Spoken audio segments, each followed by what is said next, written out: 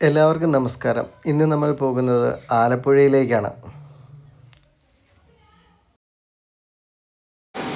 ഓ ബനാനേ ഒരു പൂതരാമോ.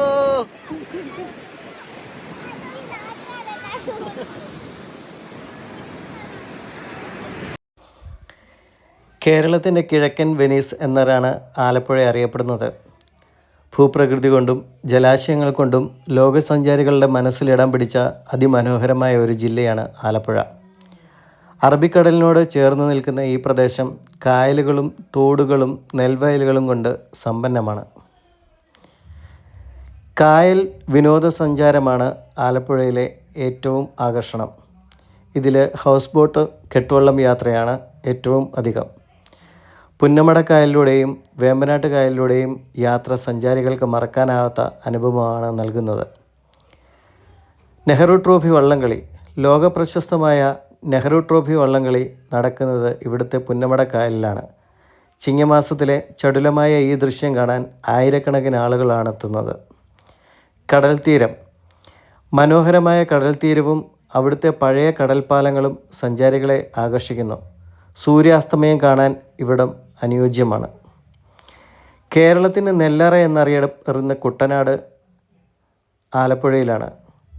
സമുദ്രനിരപ്പിനേക്കാൾ താഴ്ന്ന നിലയിൽ കൃഷി നടത്തുന്ന അപൂർവം സ്ഥലങ്ങളിൽ ഒന്നാണിത്.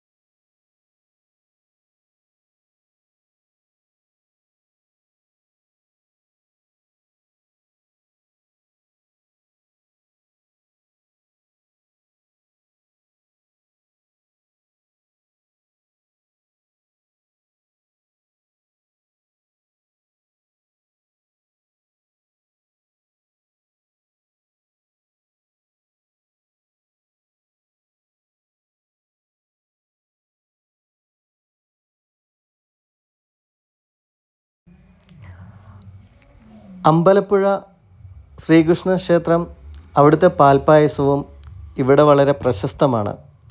മുല്ലയ്ക്കൽ രാജേശ്വരി ക്ഷേത്രം, എടത്വ പള്ളി തുടങ്ങിയ പ്രശസ്തമായ നിരവധി ആരാധനാലയങ്ങളും ആലപ്പുഴയിലുണ്ട്. ചുരുക്കത്തിൽ പ്രകൃതി സൗന്ദര്യം, തനിമയാർന്ന സംസ്കാരവും ഒത്തുചേർന്ന ഒരിടമാണ് ആലപ്പുഴ.